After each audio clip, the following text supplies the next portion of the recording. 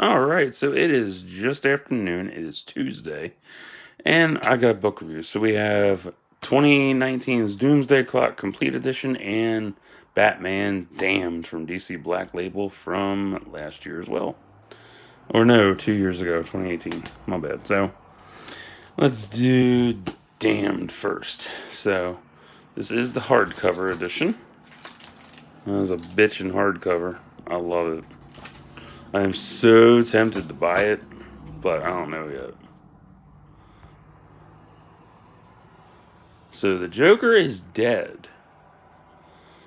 And all that good shit. So, yeah, this is crazy amazing. Oh, I gotta. My bad.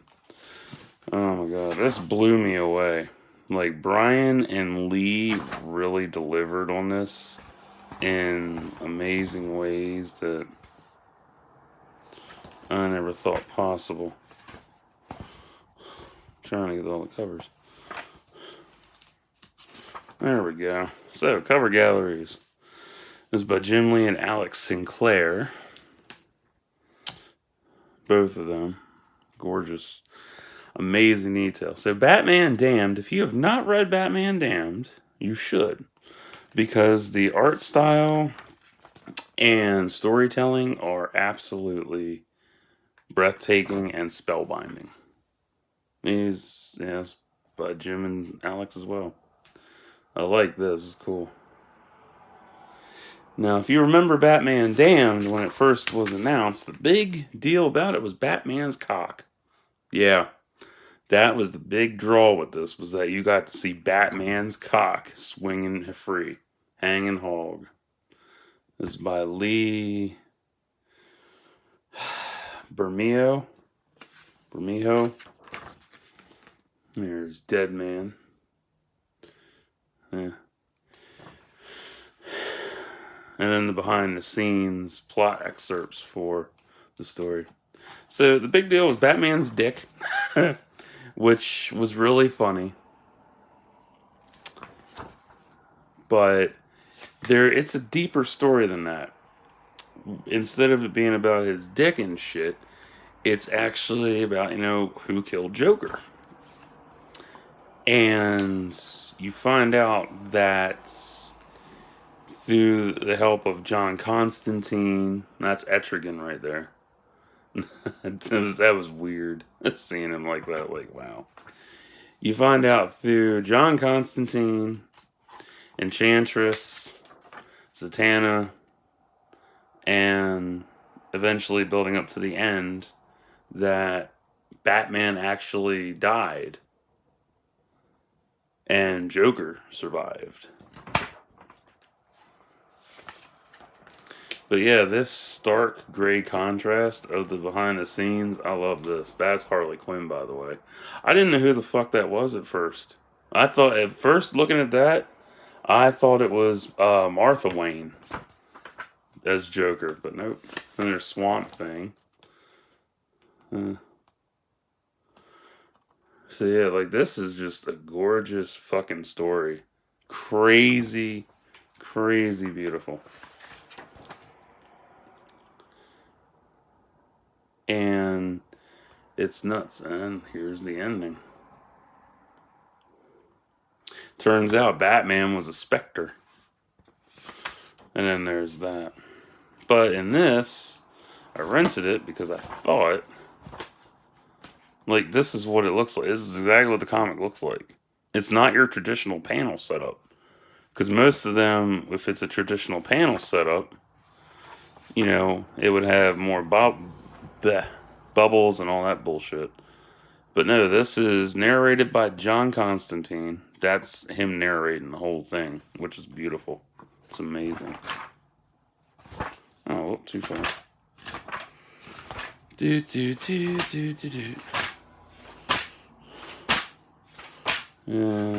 Come on.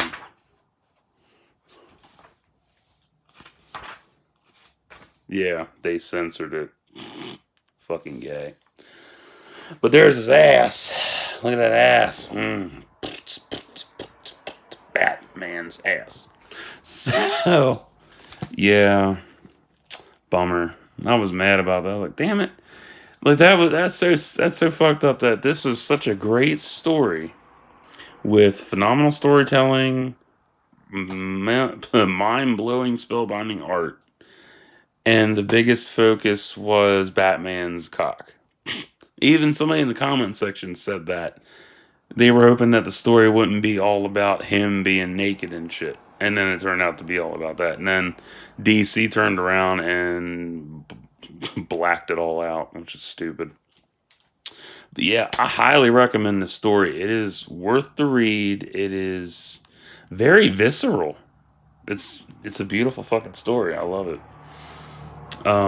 So yeah, let's get into Doomsday Clock. All right. So Doomsday Clock. I'll show you the covers in a second because I want to get the plot out. Doomsday Clock takes place in 1992 and jumps to 2019. It is very layered, very intricate, and it is the story of how John created the metaverse. And there is so much detail to this. It is crazy beautiful. And it's not what I thought it was going to be. Like, there was so much about this that was advertised, and it turned out to be a lot more than I thought. Like, it's so beautiful. It encapsulates what Alan Moore started with Watchmen all them 30 something years ago. This is by Gary Frank and Brad Anderson for part 1 and part 2. So yeah, this shit is just beautiful, and it's told in Watchmen format as well, which I really love. That was amazing.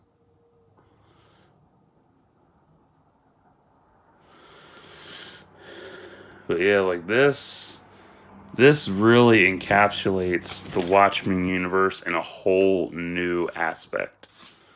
And it's something to really read, and it really sucks you in, because when you first start reading it, unless you're the type that you don't like Alan Moore's work, or if you don't like Gary Frank or Brad Anderson or Jeff Johns, you won't enjoy this.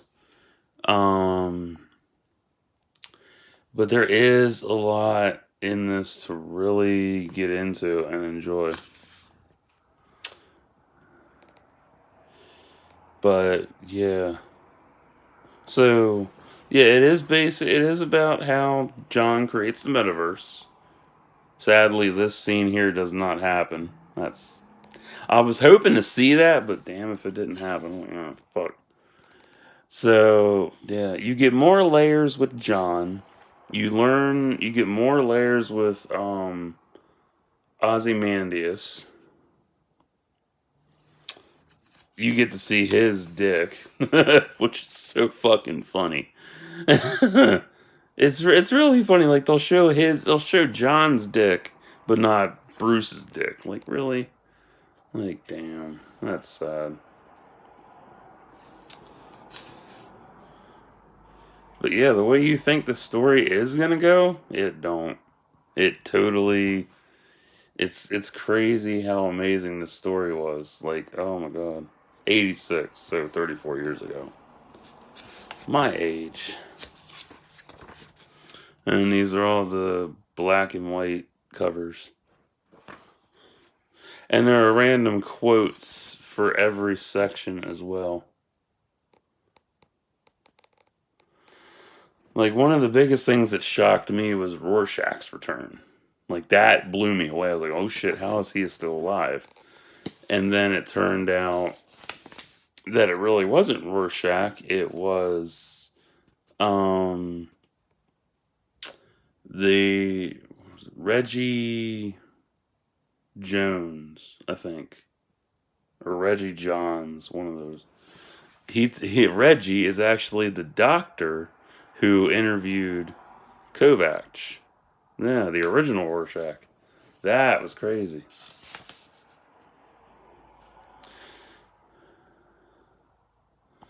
But yeah, this book, this left me in tears. This was a beautiful fucking story. Like the way everything came together, and it's crazy how beautiful it was.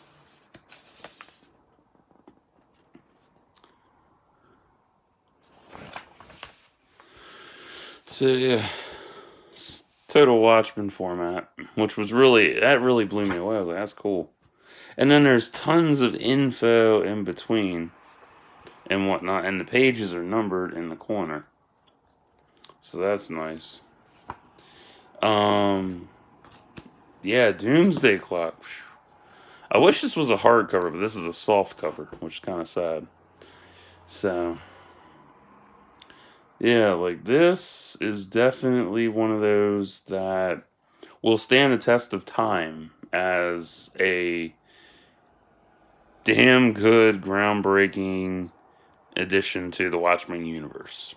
Like, if you want to get into Watchmen and get the full experience, you need the Before Watchmen Omnibus, Rorschach, because I'm guessing that takes place, because I haven't read Rorschach yet, so I'm spitballing where it fits in. So Before Watchmen, Rorschach, Watchmen, The End Is Nigh, video game movie. Watchmen, the director's cut or ultimate cut. The motion comic, Doomsday Clock, and then the series. Yeah, that's all of it. That's the full immersive order of timeline for the Watchmen universe to read and watch.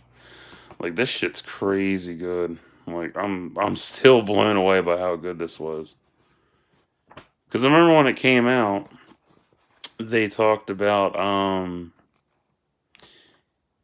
how this came out when the Watchmen series had come out, and they were speculating on whether or not Superman would show up in the series, and when he didn't, like, it was like, okay, whatever.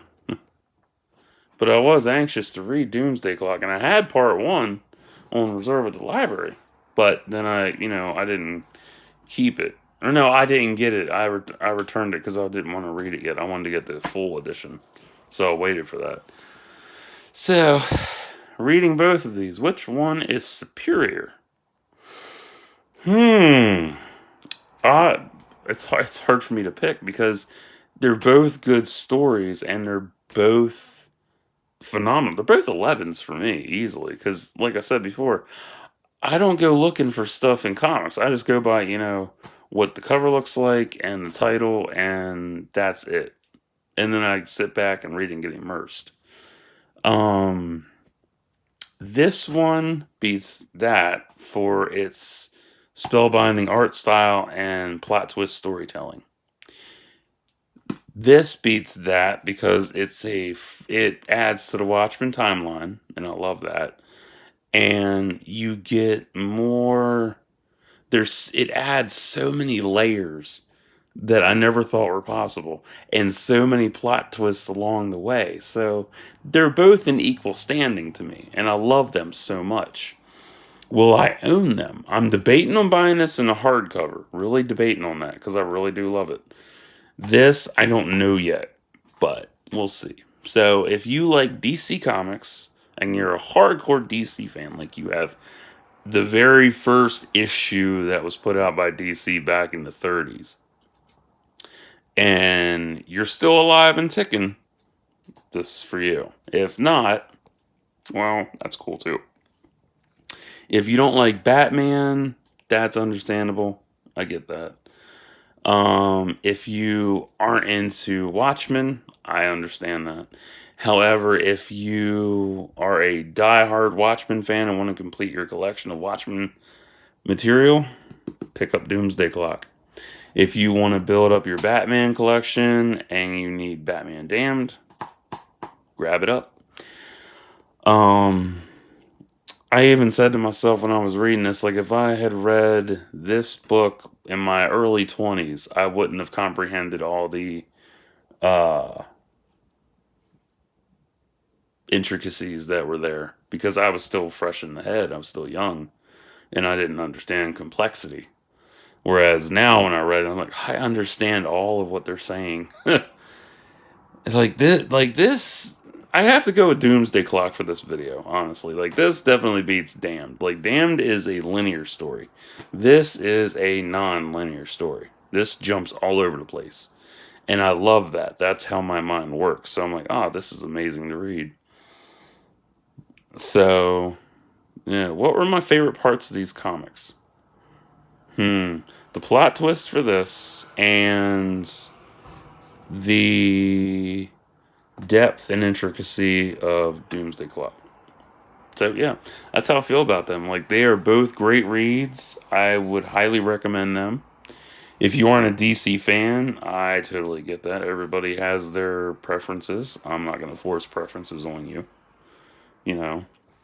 But if you did like this video, check them out at your local library or Comixology's website, or you can go buy them off Amazon or eBay, wherever. So, or Macari, I don't know, wherever you want to buy them, or your local comic store. So, I will be back in a little bit with a movie review. So, stay tuned.